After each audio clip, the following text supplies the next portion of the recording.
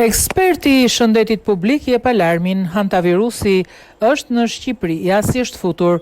Eksperti i shëndetit publik Erion Dasho ka ngritur shqetësimin se hantavirusi është i pranishëm në Shqipëri. Sipas Dashos, hantaviruset përbëjnë një familje të madhe virusesh me pasoja të ndryshme klinike tek njeriu. Ai shpjegoi se lloji i njohur si hantavirusi andeve ka qarkulluar kryesisht në Amerikën e Jugut dhe karakterizohet nga transmetimi fillestar nga brecit e njeriu, por në raste të caktuara mund të kalojë edhe nga njeriu tek njeriu. Kjo nuk është diçka e re, është konstatuar prej më shumë se 10 vitesh në Kili dhe Argjentinë, ku pacientët kanë infektuar edhe mjekët që nuk kanë respektuar masat mbrojtëse, tha ai. Dasho thekson se rastet në Shqipëri janë sporadike dhe shumë të ralla. Sipas tij, në vend ka pasur një shpërthim në vitet 80, ndërsa aktualisht shumica e rasteve kalojnë si viroza të zakonshme.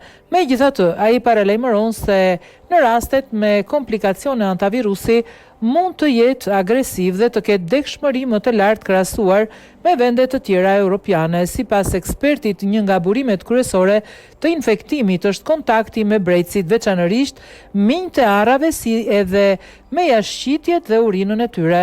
Kur këto thahen dhe kthehen në pluhur, grimcat mund të thithen përmes rrugëve të frymarrjes.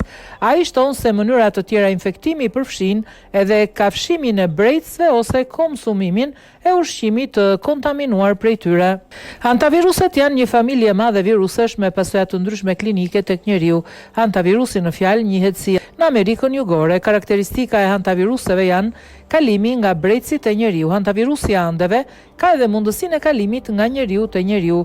Kjo nuk është diçka e re. Ka më shumë se 10 vite që është konstatuar në Kili dhe Argjentinë, zona ku ai qarkullon. Pacientët kanë infektuar mjekët që nuk janë kujdesur respektuar masat.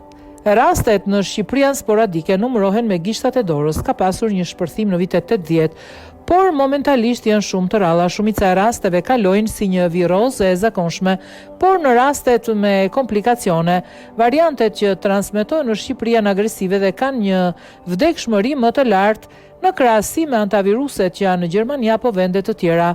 Fati i keq i Ballkanit është që hantavirusi që prek minjtë e vegjël të arrave, që ka një shenjë të verdhë në qafë dhe njihet edhe si miu i verdhë i arrave, bëhet bartës si hantavirusi të Beogradit dhe ka një shkallë vdekshmërie të lartë kur komplikohet me komplikacione pulmonare.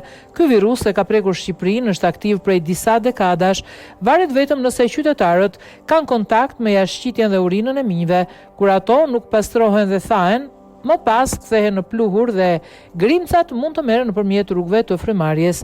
Variantet e tjera janë nga kafshimi brecëve ose nga jashtëqitjet e tyre kur kontaminojnë ushqimin, tha ai.